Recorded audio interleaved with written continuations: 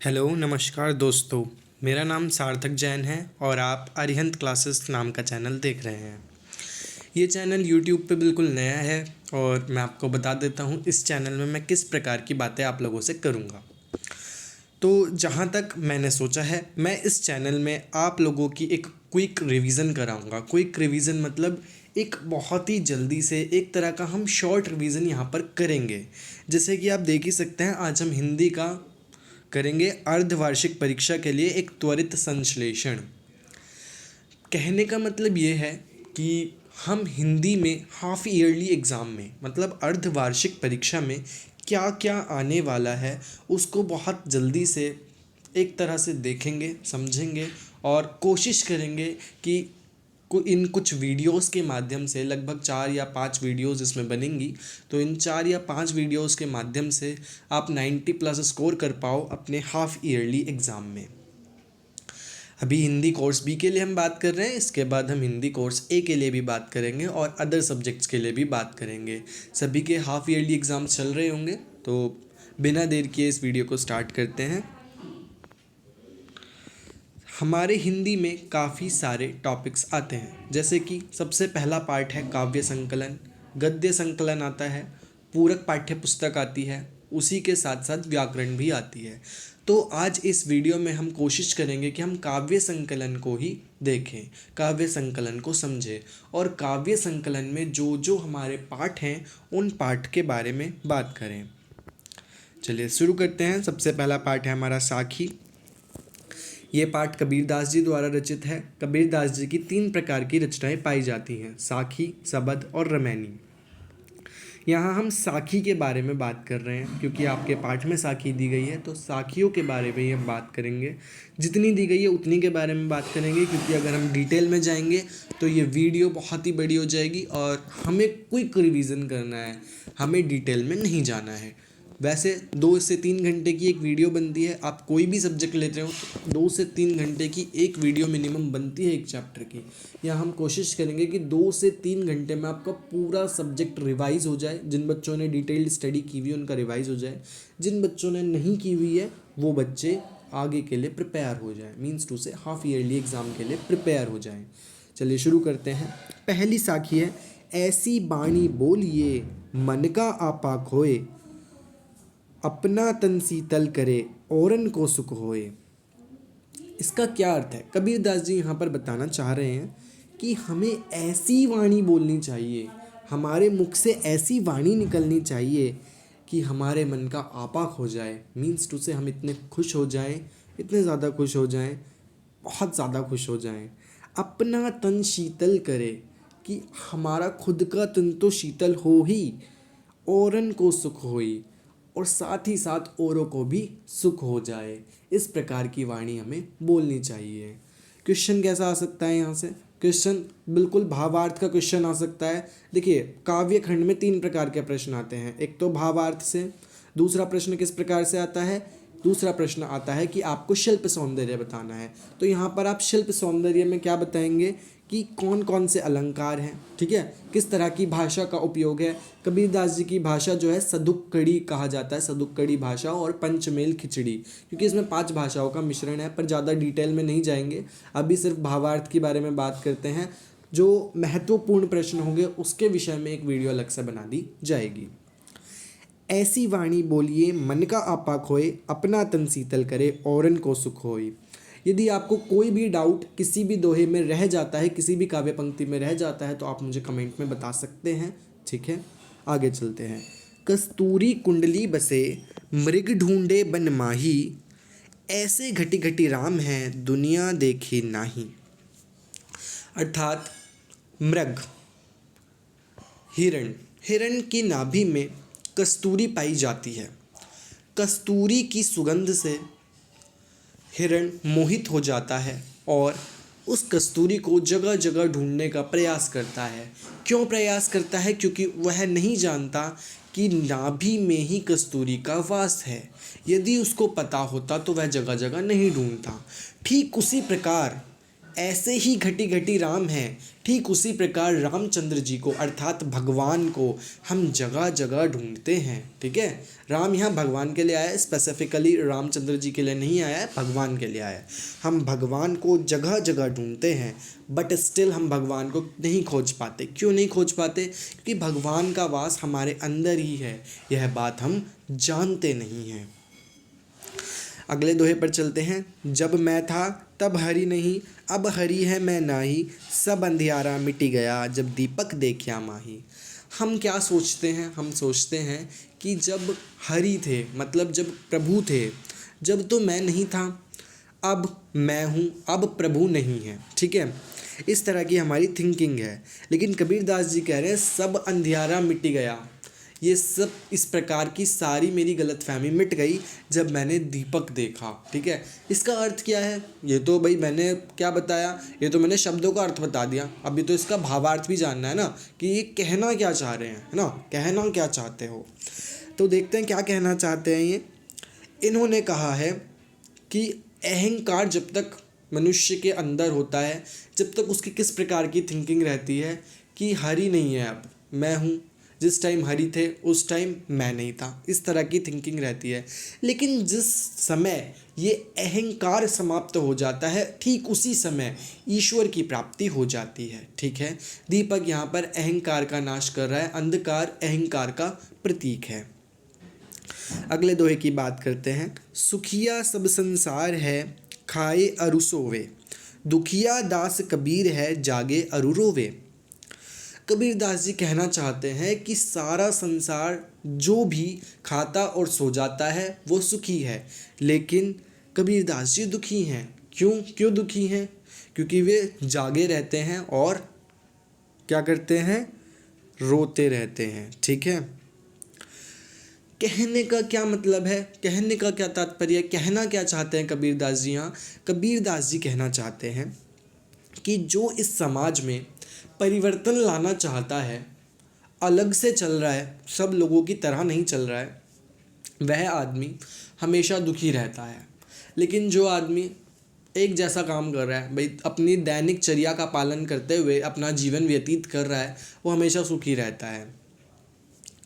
इसका अर्थ ये नहीं है कि हमें समाज में परिवर्तन नहीं लाना चाहिए। वो बता रहे हैं कि दुख उन्हीं लोगों को होता है जो समाज में परिवर्तन लाना चाहते हैं, जो कुछ करना चाहते हैं। ठीक है, मेरी भी एक टीचर थी, उन्होंने भी मुझे यही बताया था कि डांट उसी को पड़ती है जो कुछ करता है, जो कुछ करता ही नहीं उसको क्या कहेंगे? कुछ भी नहीं कहेंगे।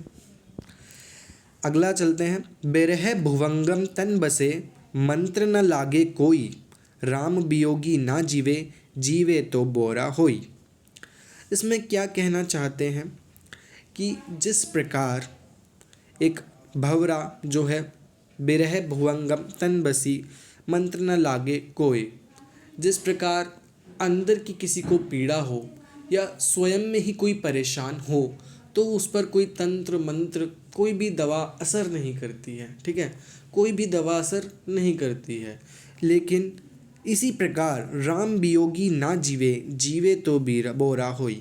इसी प्रकार जो प्रभु से अर्थात श्री राम या फिर प्रभु आप कह सकते हो, जो प्रभु से प्यार करता है, उसके मन में भी प्रभु के प्रति इतनी आस्था या इतना प्रेम जागृत हो जाता है कि वो प्रभु के बिना जीवित नहीं रह सकता, और रहता है तो बावरों की तरह रहता है, जैसे कि श्रीमती मीराबाई रहती थी या फिर मीराबाई रहती थी।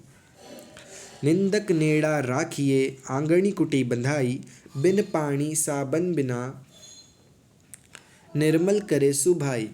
अर्थात कबीरदास जी का मानना है कि जो व्यक्ति हमारी निंदा कर रहा है उसे हमें अपने आंगन में ही अर्थात अपने घर में ही रखना चाहिए।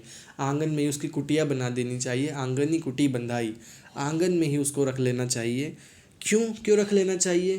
क्योंकि उन्होंने एक तर्क दिया कि बिन साबुन और पानी के हमारा जो तन है वो निर्मल नहीं हो सकता। निर्मल अर्थात उस मल रहित नहीं हो सकता, स्वच्छ नहीं हो सकता।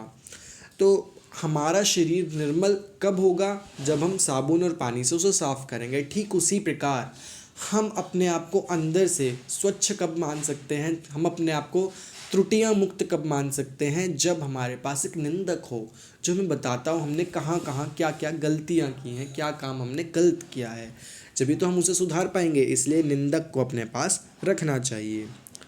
अगले दोहे पर चलते हैं। पोथी पढ़ी पढ़ी जग मुआ, पंडित भया न कोई, एके अशिर पीव का, पढ़े सुपंडित होए। कबीरदास जी का मानना है कि पोथी पढ़ने से कोई भी एक अच्छा इंसान नहीं बनता, पंडित अर्थात अच्छा इंसान नहीं बनता। पोथी तो बहुत लोग पढ़ लेते हैं, मतलब बुक्स पढ़ लेते हैं, बहुत बड़ी बड़ी बहुत बड़े बड़े शास्त्र पढ़ लेते हैं, लेकिन कोई भी अच्छा इंसान नहीं बन पाता। ठीक है, अच्छा इंसान कौन बनता है? जो कि एक अक्षर प्रेम का पढ़ लेता है, मतलब सभी के प्रति प्रेम का भाव रखता है। वह व्यक्ति क्या बन जाता है? वह व्यक्ति अच्छा व्यक्ति बन जाता है। ठीक है, कैसा व्यक्ति बन जाता है? अच्छा व्यक्ति बन जाता है, पंडित बन जाता है। ठीक है, अगले दोहे पर चलते हैं। हम घर जालिया आपना, लिया मुराड़ा हाथी, अब घर जालो तास का, जे चले हमारे साथी। कबीरदास जी का मानना है उन्होंने अपना घर जला दिया है। ठीक है, घर अर्थात उन्होंने अपनी मोह माया का त्याग कर दिया है। अब उनको ना तो इस संसार में किसी व्यक्ति के प्रति मोह है, ना ही किसी प्रकार की वस्तु के प्रति मोह है। कबीरदास जी क्या कहना चाहते हैं कि अब मैंने तो अपना घर जला दिया, अब किसकी बारी है घर जलाने की, मोह को नष्ट करने की, जो कि मेरे साथ चलेगा। ठीक है, तो कबीरदास जी यहीं पर यही कहना चाहते हैं। ये साखी पाठ पूरा होता है, जो कि लगभग हमने 10 मिनट में कर लिया है। अगले पाठ पर चलते हैं। कोशिश करेंगे कि आज हम सारी कविताएं जो कि अर्धवार्षिक परीक्षा में पूछी जा सकती हैं हम पूरी कर लें। ठीक है, इसके बाद हम गद्य संकलन पे चलेंगे, फिर पूरक पाठ्य पुस्तक पर चलेंगे, उसके पश्चात हम व्याकरण पे चलेंगे, जहाँ पर लोगों के सबसे ज़्यादा डाउट्स रहते हैं। अगले पर चलते हैं। अगले हैं मीराबाई के पद। ये पद जो है मीराबाई ने लिखे हैं। इनको पढ़ाने से पहले मीराबाई के बारे में थोड़ी सी बात करना ज़रूरी है, क्योंकि ये मीराबाई ने ही लिखे हैं। तो मीराबाई के बारे में हम थोड़ी सी बात करते हैं, ज़्यादा नहीं करेंगे, थोड़ी सी बात करेंगे। मीराबाई कौन थी? मीराबाई एक बहुत ही ज़्यादा बड़ी भक्त थी कृष्ण जी की। वे कृष्ण जी के बारे में काफ़ी कुछ लिखती थी। कृष्ण जी से ही वे मानती थी कि उन्होंने विवाह किया है और हमेशा कृष्ण जी के समीप ही रहती थी। तो उन्होंने क्या लिखा है, शुरुआत करते हैं। हरि आप हरो जनरी भीर। हरि अर्थात उन्होंने विष्णु जी को कहा है। अब आप कहोगे कि जब वे श्री कृष्ण जी की भक्त थी तो उन्होंने विष्णु जी के विषय में क्यों बताया? हिंदू धर्म की मान्यता है कि विष्णु जी के अवतार हैं श्री कृष्ण जी, तो उन्होंने विष्णु जी के बारे में बताया है कि विष्णु जी जो थे उनके अवतार जो श्री कृष्ण हैं, उन्होंने किस प्रकार लोगों का दुख हरा, उनके किस किस अवतार ने किस प्रकार दुख हरा, यहाँ पर वे ये बताना चाह रही हैं। तो हरि आप हरो जनरी भीर, मतलब आप लोगों की पीर हरते हो, मतलब दुख संकट हर लेते हो। द्रौपदी लाज राखी आप बढ़ायो चीर, आपने द्रौपदी की लाज रखी। द्रौपदी की लाज उन्होंने कब रखी थी? श्री कृष्ण बनकर उसका चीर बढ़ाया था, है ना। वो साड़ी जो है बढ़ती जा रही थी, है ना। महाभारत तो सभी ने देखी होगी। क्या हो रहा था उसमें? दुशासन जो है वो साड़ी खींच रहा था और वो साड़ी जो है बढ़ती जा रही थी, ख़त्म ही नहीं हो रही थी, है ना। तो इस प्रकार उन्होंने चीर बढ़ाया था, किस रूप में? श्री कृष्ण बनकर। किसने? विष्णु जी ने श्री कृष्ण का अवतार लेकर द्रौपदी की लाज रखी थी। भगत कारण रूप नरहरि, धरियो आप शरीर। आपने भक्त के लिए, अपने भक्त के लिए, कौन भक्त? प्रहलाद के लिए। प्रहलाद की कहानी भी सभी ने सुनी होगी।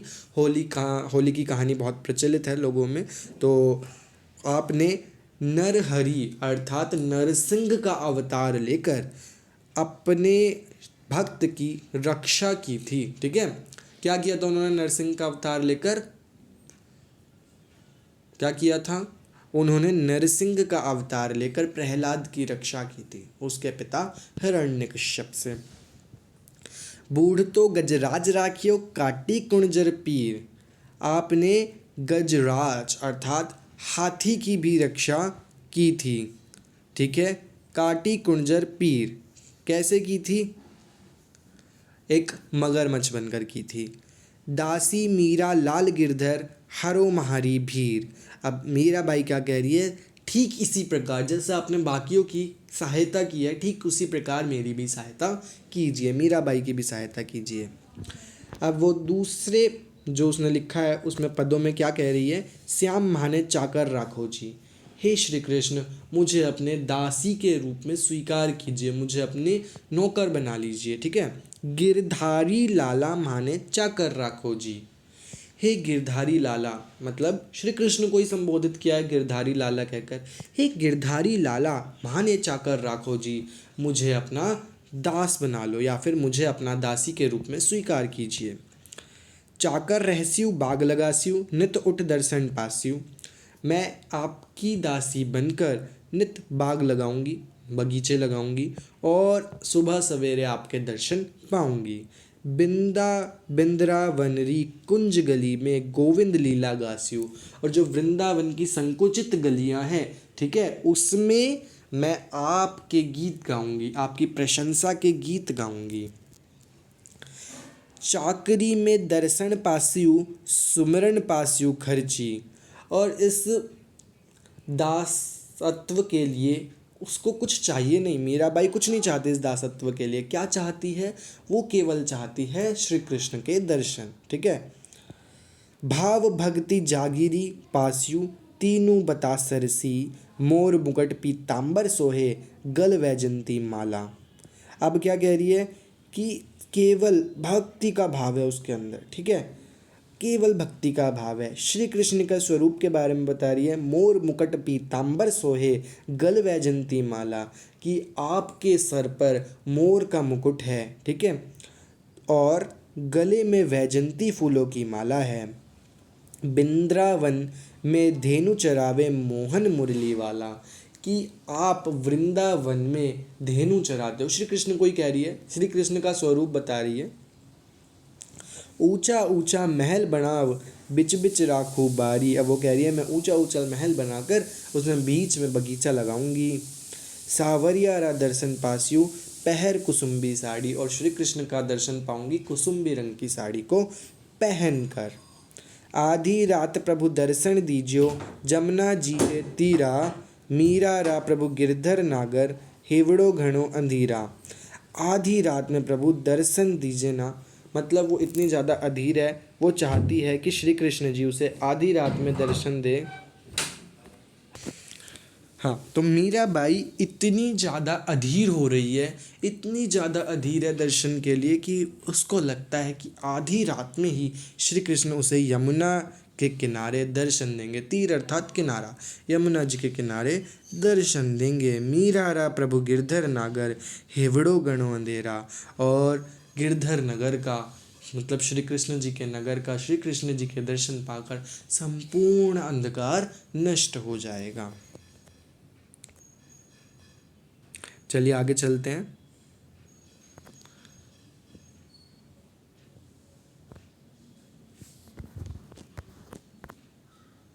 अगले दोहे हैं, हो सकता है किसी के आ रहे हो और हो सकता है किसी के नहीं आ रहे हो।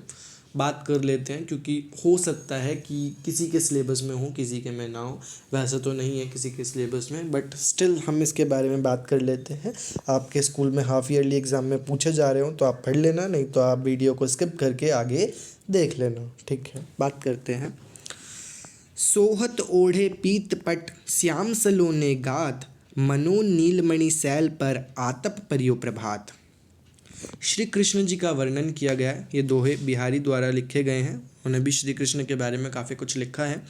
तो उन्होंने क्या कहा, सोहत ओढ़े पीत पट श्याम सलोने गात, कि श्री कृष्ण जो हैं वो सांवले रंग के शरीर पर पीले कपड़े पहनते हैं और ऐसा लगता है उन्हें देखकर मानो नीलमणि सैल पर आतप परियो प्रभात, कि नीलमणि पर्वत पर सूर्य की पहली किरण पड़ रही हो। कहलाने एकत बरसत अहि मयूर मृगबाग। जगतु तपोवन सो कियो दीर्घ दाग निदाक। कहलाने एकत बसत अहि मयूर मृग बाग। कहलाने को तो मयूर मतलब मोर, मृग और बाग एक ही साथ रहते हैं। जगतु तपोवन सो कियो दीर्घ दाग निदाग, मतलब इसमें सेकेंड लाइन से देखेंगे। सेकेंड लाइन में क्या कहा है कि इतनी ज़्यादा गर्मी हो रही है तपोवन में कि मोर, बाघ और मृग भी एक साथ रहने लगे हैं। ठीक है, इतनी ज़्यादा गर्मी है। जगतु तपोवनसो कियो दिरग दाग निदाग कहलाने एकत वसत अहि मयूर मृग बाघ। इसमें गर्मी का वर्णन किया गया है। ठीक है, बतरस लालच लाल की मुरली धरी लुकाई सोह करे बहुनु हंसे दैन कहे नटी जाई। तो श्री कृष्ण से बात करने के लालच में एक लड़की, एक गोपी उनकी मुरली जो है छुपा देती है और सो करे बहुनु हंसे, कोई उससे पूछता है तो हंस देती है और कहती है कि उसने मुरली नहीं चुराई है श्री कृष्ण की। अगले पर आते हैं। कहत नटत रीझत खीजत मिलत खिलत लजियात भरे भौन में करत है नैननु ही सब बात। कहत नटत रीझत खीजत मिलत खिलत लजियात भरे भौन में करत है नैननु ही सब बात। यहाँ पर भी श्री कृष्ण की गोपियों का ही वर्णन है। कहत नटत, कहती है मना कर देती है, रीझत रीझती है खींचती है, मिलत खिलत श्री कृष्ण से मिलने पर खिल जाती है, लज्जा लज्जा में आ जाती है, शर्म आती है उसको। ठीक है, देखो श्री कृष्ण भी ले सकते हो और यहाँ पर नायक नायिका का भी वर्णन कर सकते हो कि जो नायिका है वो नायक से मिलने पर क्या करती है, पहले मना कर देती है, रीझती है खींचती है। ठीक है, और उनसे मिलने पर खिल जाती है और शर्म आ जाती है। भरे भौन में करत है नैननु ही सब बात। और क्या कैसे बात करती है, अपनी आँखों से ही बात करती है, आँखों के इशारों से ही बात करती है। बैठी रही अति सुघन बन पैठी सदन तन महा देखी दोपहरी जेठ की छाहों चाहती चाहा। इसका क्या अर्थ है, बैठी रही अति सुघन बन पैठी सदन तन महा। यहाँ पर किसकी बात की जा रही है, देखी दोपहरी जेठ की छाहों चाहती चाहा, मतलब जेठ की दोपहरी की बात की जा रही है। जेठ अर्थात लगभग जून के महीने में जेठ आता है। ठीक है, जेठ हिंदी कैलेंडर का महीना है तो जून की बात कर लेते हैं हम यहाँ पर। इंग्लिश में अगर आप बात करें तो देखी दोपहरी जेठ को छाहों चाहती छाँ, कि जेठ की दोपहरी देखकर ऐसा लगता है छाँव भी जो है वो छाँव ढूंढने चली गई हूँ। ठीक है, कि ऐसी धूप है, इसमें कहीं छाँव नहीं है, कहीं बैठा नहीं जा रहा है और ऐसा लग रहा है कि जो छाया है, छाया नहीं मिल रही कहीं पे, जो छाया है वो भी छाया ढूंढने चली गई है। कागद पर लिखत न बनत कहत संदेशु लजात कहिए सबूत तेरो हियो मेरे हिये की बात। अब क्या हो रहा है, नायक नायिका का वर्णन है। नायक जो है बाहर है और नायिका उसको खत लिखना चाहती है लेकिन वो लिख नहीं पा रही है। उसके मन में एक संशय है कि वो किसके विषय में लिखे, अपने हृदय की बात कहे या उसके हृदय की बात पूछे। ये भी एक वियोग श्रृंगार रस का उदाहरण है। यहाँ पर नायक नायिका का वियोग दर्शाया गया है। प्रकट भय द्विजराज कुल सुबस बसे ब्रज आई मेरो हियो कलेस सब केशव केशव राई। मतलब प्रकट भय द्विजराज कुल सुबस सबसे ब्रज आई मेरे हरो कलेस सब केशव केशव राई। अब श्री कृष्ण के बारे में कहा गया है कि श्री कृष्ण जो हैं वो ब्रज आए हैं और चाहते हैं, जो भी आए हैं बिहारी जी चाहते हैं कि वो सब मेरे कलेश हर लें। ठीक है, केशव केशव राई। जप माला छापे तिलक सरे न एक और कामू मन काचे नाचे वृथा साचे राचे रामू। जप माला छापे तिलक सरे न एको कामू मन काचे नीचे वृथा साचे राचे रामू। अर्थात माला जपने से, तिलक लगाने से काम नहीं बनते। काम कब बनते हैं, जब मन काचे नाचे वृथा साचे राचे रामू, हम सच्चे मन से भगवान का ध्यान करते हैं। आगे चलते हैं। अगला पाठ है मनुष्यता। मनुष्यता के विषय में बात करते हैं। देखिए वीडियो वैसे तो काफ़ी लंबी जा रही है बट स्टिल हम बात करेंगे इसके बारे में, मनुष्यता के बारे में, और फिर उसके बाद हम अपनी अगली वीडियो में बात करेंगे गद्य संकलन की। ठीक उसी प्रकार उसी में ही बात कर लेंगे पूरक पाठ्य पुस्तक की, और फिर उसके बाद व्याकरण की एक अलग से वीडियो बनाएंगे। विचार लो कि मत्य हो न मृत्यु से डरो कभी मरो परंतु यो मरो की याद जो करे सभी। मतलब कि मृत्यु तो एक दिन आनी ही है, मृत्यु से मत डरो। ठीक है, क्या कहा गया है इसमें कि मृत्यु तो एक दिन आने वाली है, मृत्यु से मत डरो। मरो परंतु यो मरो की याद जो करे सभी, हुई न यो सु मृत्यु तो वृथा मरे वृथा जिए। कि यदि तुम मरो तो ऐसे मरो कि सारी दुनिया याद करे कि वो इतना अच्छा इंसान था, वो चला गया, है ना। हुई न यो सु मृत्यु तो वृथा मरे वृथा जिए। कि अगर आपकी मृत्यु सुमृत्यु नहीं हुई तो आपका जीना भी वृथा है और मरना भी वृथा है। वृथा अर्थात वेस्ट, व्यर्थ, है ना। तो इसमें क्या कहा गया है कि आप ऐसे मरो कि सब लोग आपको याद करें। ठीक है, आपका मरना भी लोगों को अच्छा ना लगे, लोगों को लगे कि वाह कितना अच्छा इंसान था, है ना। इस तरह से आपको मरना चाहिए। मरा नहीं वही की जो जिया ने आपके लिए, वही पशु प्रवृत्ति है कि आप ही चरे। इसमें कहा गया है मरा नहीं वही कि जो जिया ने आपके लिए, कि मनुष्य हो तो मनुष्य के लिए जियो। ठीक है, वो वही पशु प्रवृत्ति है कि आप ही आपके चरे। मतलब पशु की प्रवृत्ति क्या होती है, वो अपने लिए ही भोजन की व्यवस्था करता है, मतलब शिकार करता है या भोजन ढूंढता है और किसी के लिए वो कुछ नहीं करता। ठीक उसी प्रकार यदि आप अपने लिए जियोगे तो पशु प्रवृत्ति है। वही मनुष्य है कि जो मनुष्य के लिए मरे। मनुष्य कौन है? मनुष्य वही है जो दूसरे मनुष्यों के लिए अपने प्राण तक त्याग दे। उसी उदार की कथा सरस्वती बखानती, उसी उदार से धरा कृतार्थ भाव मानती। उसी उदार से धरा कृतार्थ भाव मानती अर्थात सरस्वती मतलब शास्त्रों में या फिर आप कह सकते हो पुस्तकों में किसके बारे में आता है? जो व्यक्ति दूसरों के लिए कुछ करता है। मतलब सरस्वती भी किसका बखान करती है? जो दूसरों के लिए कुछ करता है। ठीक है, उसी उदार से धरा कृतार्थ भाव मानती। उसी उदार से, जो उदार आप करते हो दूसरों के लिए, उसी से धरती आपका कृतार्थ मानती है, अर्थात आपकी कृतज्ञ हो जाती है। उसी उदार की सदा सजीव कीर्ति कुंजती। उसी उदार की हमेशा कीर्ति रहती है। ठीक है, मतलब सदा प्रसिद्धि रहती है। तथा उसी उदार को समस्त सृष्टि पूजती। उसी उदार को पूरी सृष्टि पूजती है, मानती है। ठीक है, जैसे कि आप बात करें महावीर भगवान की, गौतम बुद्ध की, या फिर अन्य रामचंद्र जी की बात करें, इन्होंने दूसरों के लिए काफ़ी कुछ किया तो इनको सृष्टि पूजती है ना। अखंड आत्मभाव जो असीम विश्व में भरे, वही मनुष्य है कि जो मनुष्य के लिए जिए। ये सभी दूसरों के लिए मरने का जो भाव है पूरे संसार में आना चाहिए, और वही मनुष्य है जो मनुष्य के लिए अपने प्राण तक त्याग दे। क्षुधार्थ रंतिदेव ने दिया करस्त थाल भी। जो क्षुधार्थ रतिदेव थे उन्होंने भूखे होने पर भी अपने खाने की थाली दान में दे दी थी। ठीक है, तथा दधीची ने दिया परार्थ अस्थि जाल भी, और दधीची ने अस्थियां भी दे दी थी। उशीनर क्षितीश ने स्वयं मांस दान भी किया, और उशीनर क्षितीश ने अपना मांस भी दान में दे दिया था। ठीक है, सहर्ष वीर कर्ण ने शरीर चर्म भी दिया, और कर्ण ने अपने कवच और कुंडल भी दान में दे दिए थे, जिसकी उसको सबसे ज़्यादा ज़रूरत थी। अनित्य देह के लिए अनादि जीव क्या डरे।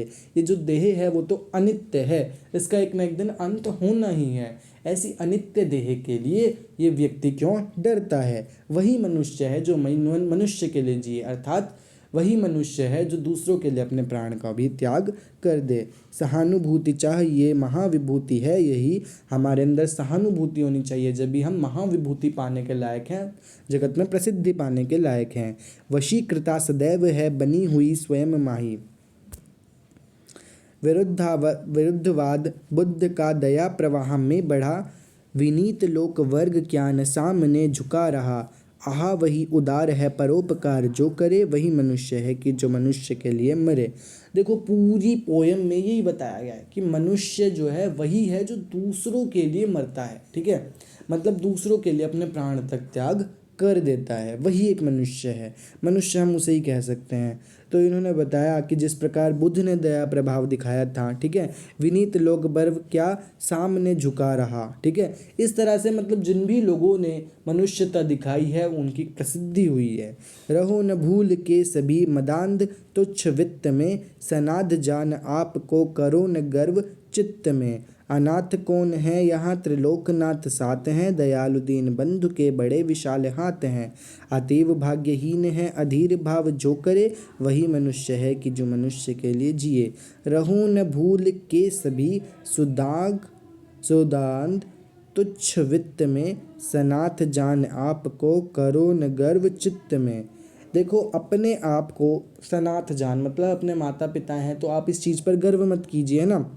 रहो न भूल के सभी सिद्धांत तुच्छ वित्त में, ये मत सोचो कि उसके पास पैसा कम है, तुच्छ वित्त है तो वह छोटा व्यक्ति है ना। आपके पास माता पिता हैं तो आप बड़े हैं, पैसा है तो आप बड़े हैं, ठीक है। अनाथ कौन है यहाँ त्रिलोकनाथ साथ है, यहाँ पर अनाथ कौन है, सभी के साथ भगवान है ना। तो अनाथ कोई भी नहीं है, किसी को कम नहीं समझना चाहिए। दयालु दीन बंधु के बड़े विशाल हाथ हैं, जो दयालु लोग हैं और लोगों की सहायता करते हैं उनके बहुत बड़े हाथ हैं।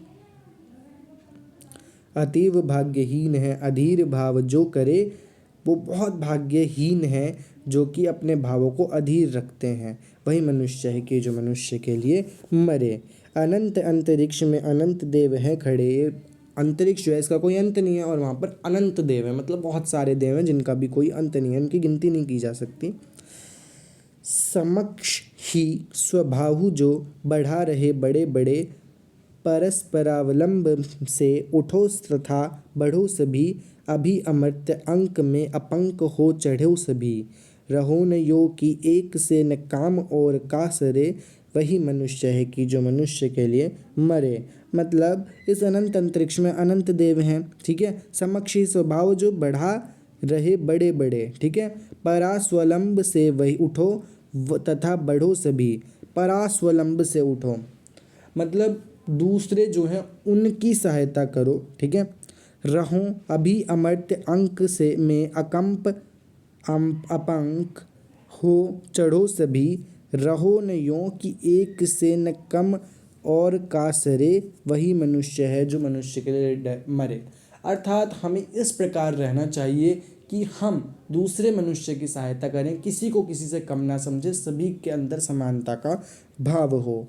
मनुष्य मात्र बंधु है यही बड़ा विवेक है, पुराण पुरुष स्वयं भू पिता प्रसिद्ध एक है। मनुष्य एक बंधु है, ठीक है, आपस में दोस्त हैं, बंधु हैं, यही बड़ा विवेक है। इसी प्रकार की भावना रखना विवेक है।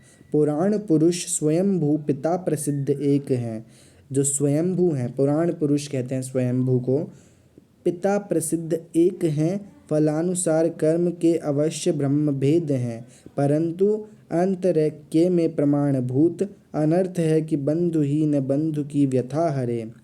इन्होंने क्या कहा कि सब अपने अपने कर्मों के स्वयं भोगी होते हैं।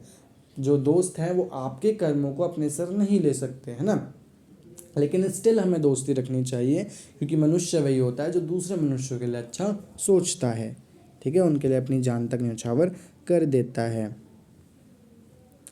चलो अभिष्ट मार्ग में सहर्ष खेलते हुए, विपत्ति विघ्न जो पड़े उन्हें ढकेलते हुए। घटे न हेल मेल हाँ बढ़े न भिन्नता कभी, अतर्क एक पंथ के सतर्क पंथ हों सभी। तभी समर्थ भाव है कि तारता हुआ तरे, वही मनुष्य है कि जो मनुष्य के लिए मरे।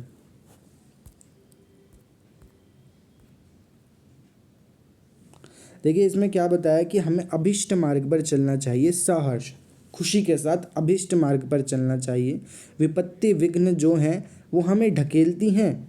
घटे न हेल मेल हाँ बढ़े न भिन्नता कभी, कि कभी भी हमारा हेल मेल घटना नहीं चाहिए, विपरीत परिस्थितियों में भी हम एक साथ खड़े हुए हों, ठीक है, और हमारी भिन्नता भी कभी बढ़े ना, एकता ही बढ़े। अतर्क एक पंथ के सतर्क पंथ हों सभी, जो पंथ चले हुए हैं अलग अलग, वो सभी एक पंथ में आ जाएं। सभी समर्थ भाव हैं कि तारता हुआ तरे वही मनुष्य है, कि जो मनुष्य के लिए जिए, अर्थात वही मनुष्य है जो मनुष्य के लिए अपने प्राण त्याग दे।